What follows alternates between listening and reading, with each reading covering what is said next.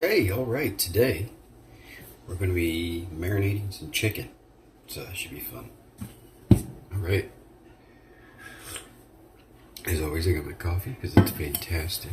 Now, first things first, always, you want to make sure your knife is sharp. So I got one of these little doodads, came with the house. It's pretty cool. It's got a coarse side and it's got a fine side. Works like a gem. You know, I tried to do sharpening stones for a long time, and I just don't have the skill in me. So you just do that a couple times on the coarse side. It's really important to do the fine side too. And then something that's even more important, arguably, is to make sure all of the shreds of metal are off the knife. You definitely don't want to be cooking with those. Alrighty, let's get that bad boy out of the way. So the first thing we're going to do is we need to trim the chicken. Shouldn't take too long. And so I'm going to do a marinade. And I don't want to marinate this chicken for too long, so I'm only going to marinate 2 pieces of chicken out of however many are in here. I've got about 3 pounds, and we're going to be making a Worcestershire smoked paprika marinade. Because you really, personally, I don't want to marinate my chicken so much that it's so completely soaked. It becomes, in my opinion, just a little too much. I only like to do it for a day or 2 in advance and then just continue the marinade like that. That's just how I like to do it. You know, if you like to do it a different way, that's on you. So, cut this bad boy open. First of all, our hands are already washed. I'm going to take off my watch. I'm going to take off this other bracelet just to make sure that we're safe and we're not going to cross-contaminate anything. Alrighty, let's get this out. The way the chicken comes is like, they say that it's trimmed and ready to go, but it's definitely not. You've got all this white on here, and I'm sure you already know, that's got to come off. You know, it's just extra fat. I mean, you could cook it and render it down, but it's just extra fat. When we're eating chicken, we really just want the protein, unless we're putting it inside of like a chicken noodle soup or something. Alrighty, so we're going to start here, over by where the tenderloin was, and I just like to get right in there and just let the knife do the work. You know, it's always better when you use a sharp knife, because you can just let the knife just do the work for you. Pull it off just like that. You know what, I'm going to move this there. Alright, so I really like my chicken to look good, so I go through it and I even get off all these little extra little bits. They just come off, they just make it more of a messy part of the cooking process, you know. But then going through here, and now there's this one little part here. As you can see, right there, that's fine, you know. It's kind of like the split between the top. You can see there's like a tendon that goes all the way through there. That's totally fine. That's not really fat. That's more of like a tendon thing. And when you cook it, it gets soft. It breaks down. You don't even notice it's there. It's probably in every piece of chicken you've always ate. Yeah, so this is looking okay. Just do another little once over. Now, another little part here. On this side, and this happens in a lot of breasts here, is you get, can you see it? You get this right there. Now that's an extra tendon that you should be able to take out. Sometimes it runs down the whole side here, but a lot of the times it's just up at the top. And you can see, take your knife, we can go under it. See, we can go under it. And then you can see that that's the tendon right there. And then so we're going to do the same thing, just like this. Just let the knife do it, and boom. The knife won't cut through that tendon easily, so by the time it comes out, it should just be the whole tendon coming off. Alright, then what we're left with is this nice, delicious looking chicken breast. You know, on every piece of chicken breast, there's like this outer layer to it, and it's the fascia. So it's this like clear, like, yeah, it's this clear layer that kind of is like mucousy. That's the fascia. It's what holds all of it, all the muscle intact. We have that too, actually, on top of our muscles. It's like a spider web, or like a mucus spider membrane. It's actually pretty tough, and it's basically like the casing for a sausage. You know, it holds everything together. But by the time it's dead, it gets weakened, and you can just pull it right off. So, here is the extra chicken bits, and into the trash this can go. Alright, now when I marinate chicken and just chicken in general, I really like to butterfly it so it's smaller pieces. It's safer to cook that way because it's not so thick and it doesn't take as long. And I find the flavor from the marinade gets through into the chicken more. So yeah, what we're gonna do is you're gonna look at your chicken breast like this, and then this side, this was the inside, right? Or it's like this is the breast on the chicken, right? Boom, that's its peck. The other peck would go here. So this is kind of like where the arm was, you know? And that's the side we're going to cut through when we butterfly. And so we've got this nice even side for it to fold open on.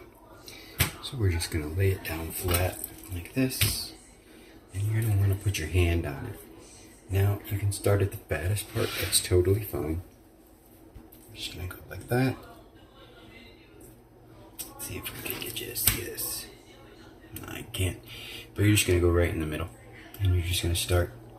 It's good to put some pressure on it so that it doesn't like shake around and get real like messy. You know, a nice even clean cut. This is important with your knife. This is an important piece of why it's good to have a sharp knife. You know, so you can just go right through it. Just like that. This is a very basic chicken making thing, so most of you already probably know how to do this. And then we can peel it open and then see where we're at and just keep it going. You know, as you get more experience with this, you'll get a little faster. That's just how it goes.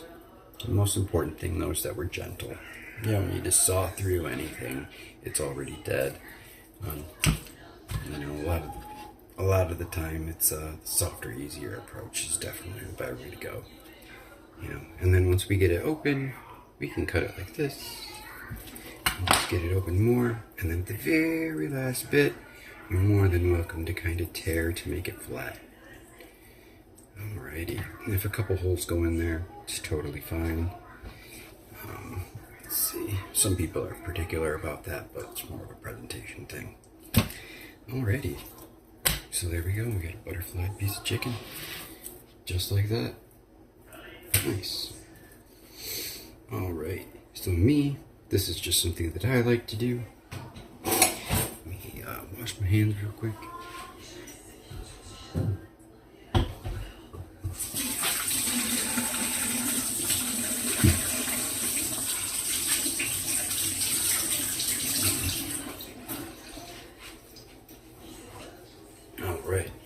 Something I like to do is I just like to perforate it. So you can either tenderize it with a big old hammer, or you can just like take a fork or something and just pop holes in it. Now, the reason why I like to do this is honestly for speed and safety. Because if you don't cook this bad boy to 165 degrees, you run a really high risk of salmonella, which is a lot of time spent in the bathroom and a lot of cramping in the middle section. So if that ever happens, hopefully you are able to cancel all your plans because you're not going to be a happy camper. So you just create perforations, and that allows the heat to just move through the piece of meat faster. You know, some things like steak, you definitely don't want to do this to unless the recipe calls for it. You know, and even some people, if they really are worried about the juiciness of the piece of chicken, first of all, they would not have butterflied it. And second of all, they're going to cook it in a way that allows them to maximize the amount of juice in the chicken. So they're going to pan fry it, and then they're going to throw it in the oven. You know, this we're probably just going to pan fry it, and the perforations are going to allow us to just use a lid and cover it on the pan, and that'll work just fine. when the time comes. Now, I've experimented with a lot of marinades over the years, and I tell you, my favorite one is honestly just Italian dressing. It's such a fantastic way to marinate chicken. An important note is that no matter how many spices or whatever you put on your chicken, if you don't put some type of vinegar into that marinade, it's not going to get through the outside proteins into the inside of the chicken. So it's only going to absorb like 1/8 of an inch into the skin. Vinegar is very, very, very important in that process because it breaks down the proteins a little bit. You could potentially even cook it in vinegar, but things that are acidic, essentially, or vinegar. So I think vinegar is a base. So either very basic or very acidic. Like some people use, I think this is more of like a Pacific Islander thing, but they use like pineapple juice to tenderize meat a lot of the time, you know. And pineapples themselves have a lot of amylase in them, which breaks down the protein enzymes, or which breaks down the protein. So amylase enzymes, which break down the proteins inside of the meat, and they aid in tenderizing the chicken. But I might not be correct about that, the cooking in vinegar thing. But I do know that it allows the marinade to get into the meat so that it's more marinated. It's more, soaked, so to speak. And at the end of the day, at the end of the cooking process, it's going to create a much more moist and sultry piece of meat that you're going to be able to enjoy. All right, so that's what this first one looks like.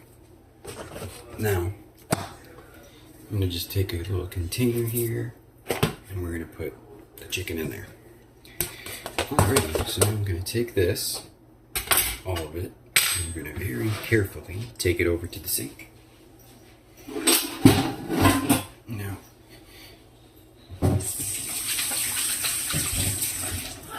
alright, I'm going to wash my hands just one more time.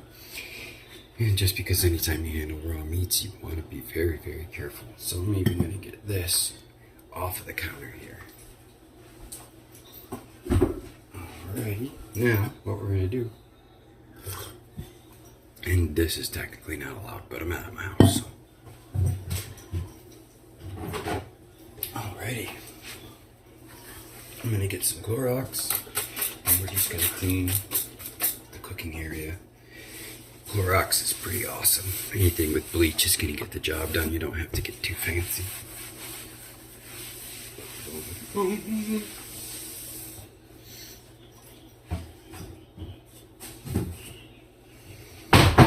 Alright. Put that over to the side. Now what we're going to do is we're going to make the marinade.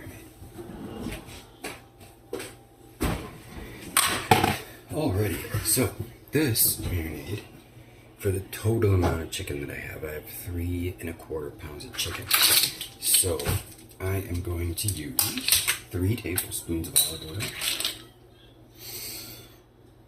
Olive oil is good. They come with a whole lot of different types of olive oil, and the really good quality stuff is going to be a little spicy, just because of the nature of what it is. You know, you can get it for real cheap or real expensive, and personally, if I'm living my bougie life, I really like to have a quality bottle of olive oil in the house.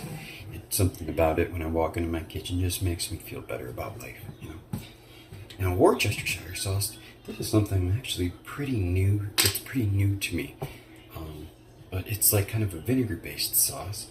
I use distilled vinegar, water, molasses, so it utilizes vinegar and like a sweetness to create kind of like a sauce that's not sweet, but it's sugar based. You know what I mean? It's what happens to sugar when you add it to things like pasta sauce. You know, when you use sugar to bring down the acidity level on things like, again, tomatoes or anything that's real acidic. You know, everything's got sugar in it. You know, even a lot of Italian dressings do. You know, just because it adds that sweetness. Your brain is recognizing that it's sweet, but it's toning down the vinegar flavor so that you're able to, one, experience the vinegar without it overpowering the flavor profile of the rest of what's in there, you know, because it'll just ruin it. So we did 3 tablespoons of olive oil, and we're going to do 3 tablespoons of Worcestershire sauce. 2 and 3. Cool. And so that should be nice and separated. You can see it should be nice and separated, just like that. Alright, and then we get another container for the dry.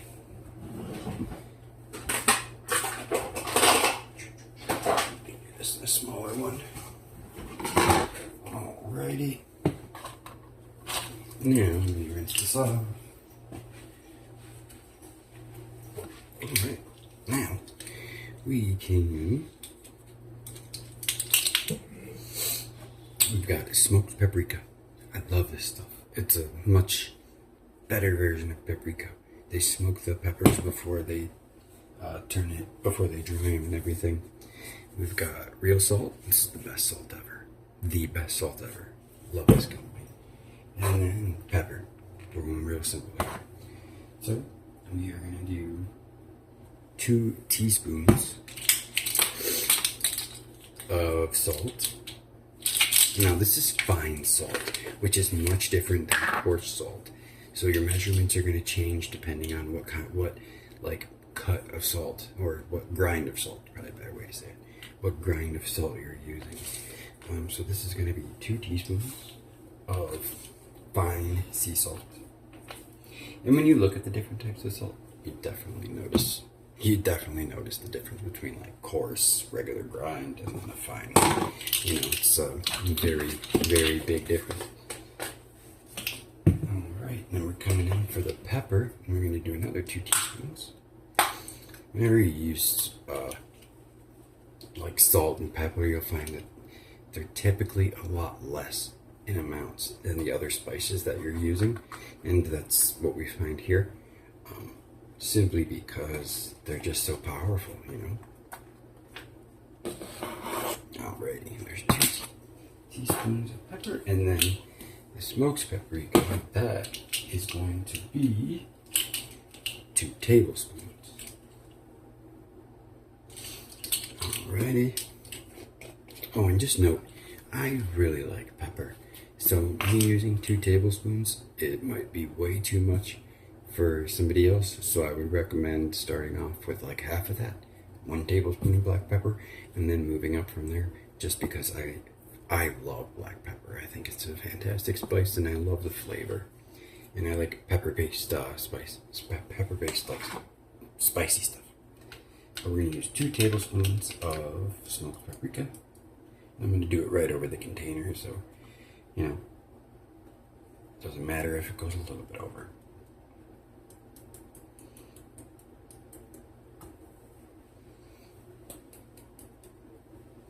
Alright, there we go. Now, we're done with those. Make sure we get everything nice, cleaned up. Alright, so now we need something to mix with. So I'm going to use a fork. So you get it all nice and mixed up. And it should look just like that. It's mostly red because it's, you know, paprika in general is going to dominate the color, you know. I think actually paprika is one of those spices that are used in Indian festivals, where they use the different colored spices like curry and, you know, and they just use them and throw them all over the place. It's like a celebration of like some deity. But yeah, now we gotta mix this in. So this is going to be basically like a loose paste. So it's going to be something that we kind of coat around the chicken. Alright, and so I'm going to add this in slowly. Well, I'm going to add this in slowly. So note here, we've got oil and then we've got vinegar. These 2 things They're not going to mix. We're not making a salad dressing, and so we don't need to force them to mix. We do not need an emulsifier.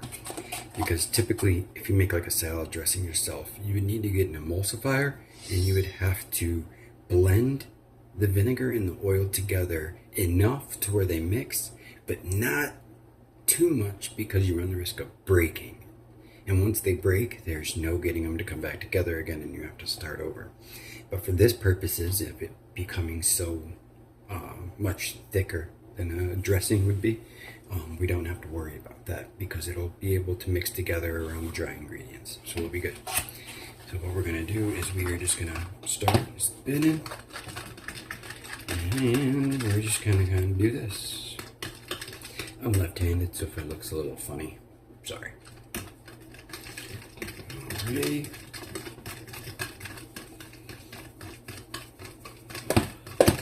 Cool, that's a good way to do that. And once you're done, there we go.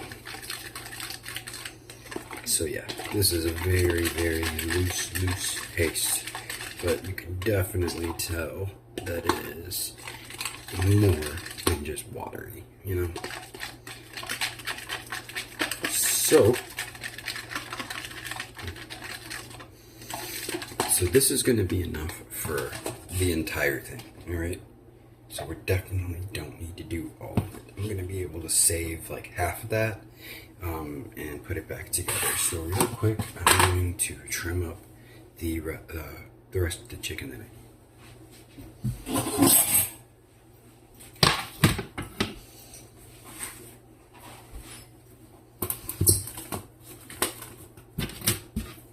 Alrighty. I'm going to do this nice and quick. So perfect. Yeah, once you get the hang of it, you could just do it. It doesn't ever need to be perfect. Yeah, here's an example of it going all the way down the spine. You can see the fat connected to it, and you just kind of pop your knife in, but the top go all the way down. Cool. We'll get the rest of that fat off here.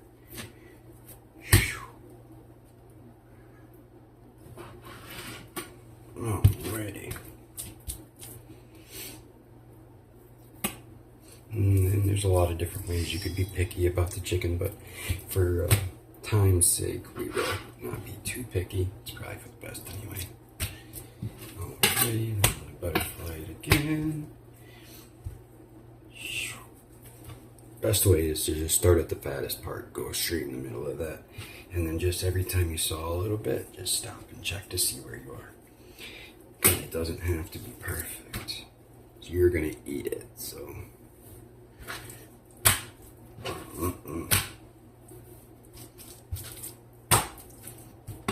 Nice. And I think I'm gonna do one of the smaller ones. Oh yeah, note for the chicken that I'm not gonna use, and this is actually what prompted me to want to do this whole thing in the first place, is once you get done cleaning your chicken, if you just cover them in salt, just not that much, it'll increase the shelf life by a pretty good amount of time. You know, they won't start stinking on you, and the bacteria won't start growing as fast. I mean, it's definitely not forever, but it's more than just, you know, a couple of days. So.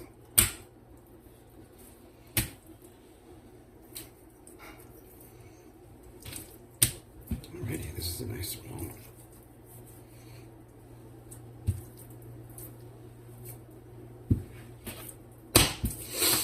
Oh, this one's gonna be super thin.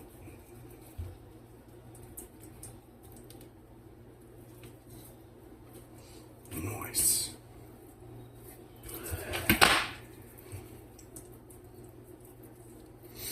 Alright, cool. Get this put away.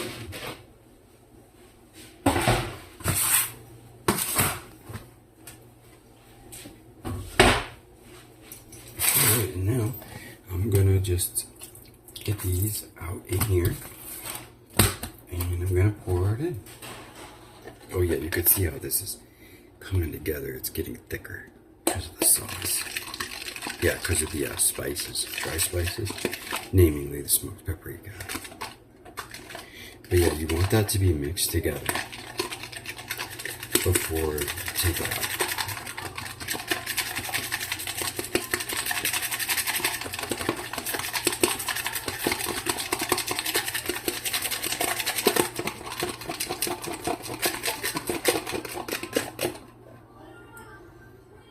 And that should be it, right there. So if you were to do all 3 pounds, that's fine. And I mean, you could just use all of what you make for whatever chicken you make, and that would be fine. You know, just remember, the longer that you leave it marinating, the more it's going to get, the more this stuff is going to kind of perforate and go through the perforations that you made into the chicken and kind of like fill the chicken up.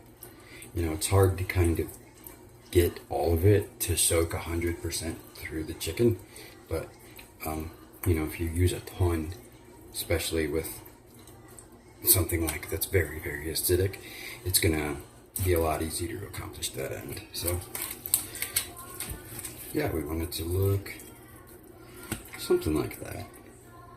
You know, keep it nice and covered. But yeah, your hands are gonna get all messy. Yeah, smoked paprika really gets ya. Oh, we didn't pop holes, so we're using this fork anyway. So let's go back through here and let's pop some holes in this bad boy.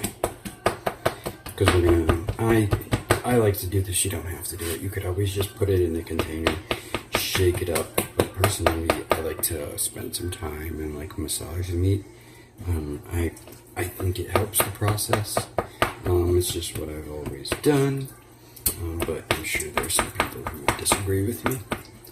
You know, you could just put it in a Ziploc bag, you put it all in there, and then massage it that way too if you don't want to get your hands dirty. Alright, there we go. Yeah, I like to do the massaging thing, and if you're running out, you just take another one and you kind of just rub it up against it.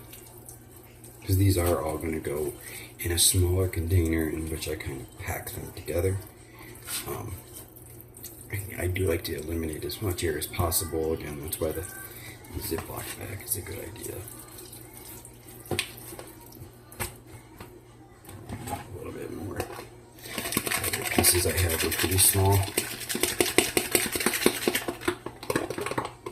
And even though I did put 2 tablespoons of Worcestershire and 2 teaspoons of salt, it probably won't be that salty. You know, if like you're adding Worcestershire and salt to burgers, that's different because you're just mixing the burger all around and then, you know, making them into balls before you smash them. So there's plenty of salt that you're putting inside yourself. Well, it makes my chicken's different just because it's not something that you roll into a ball. You don't mix it up. It's already in piece.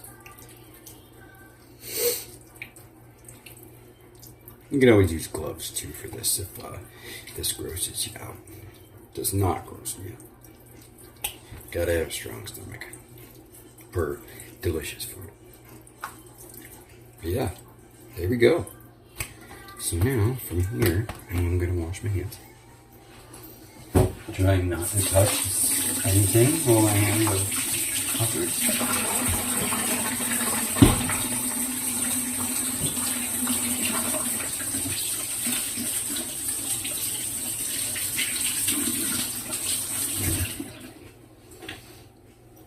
Alrighty.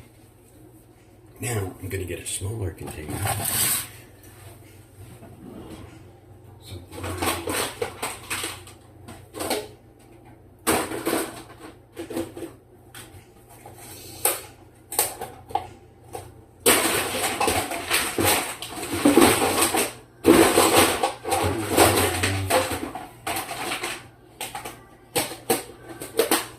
Perfect. So I'm gonna get something like this.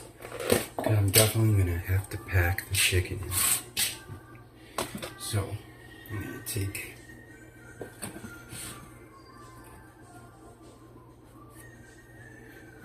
now take this fork and I'm gonna pop these bad boys in here. One.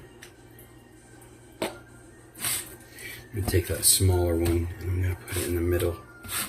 It did get like the most amount of direct sauce on it, so And you want all of them to be basically the butterfly open as much as possible. Alrighty. And then get this last one in there. It's nice and covered. Alrighty.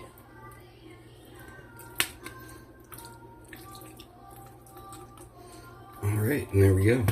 That's going to be, then, yeah, we take the container. I'm going to make sure that I wipe the outside off. And just always remember, cleaning as you go is the best way to cook. Don't ever just wait till the end to let it pile in the sink. That's sloppy. That's trashy. That's not you. Alrighty. And then we're going to pop the lid on just like that. And there you go. You have Worcestershire smoked paprika, marinated chicken. And this will last you for a day or two. It's definitely at least 4 meals. The chicken breasts were pretty big. They're probably about 7 ounces or so. So if you cut them in half, you got like 3.5 ounce pieces of chicken for the big ones, and then the smalls you just eat by themselves. And those might be a little bit bigger of a meal. But anyway, enjoy.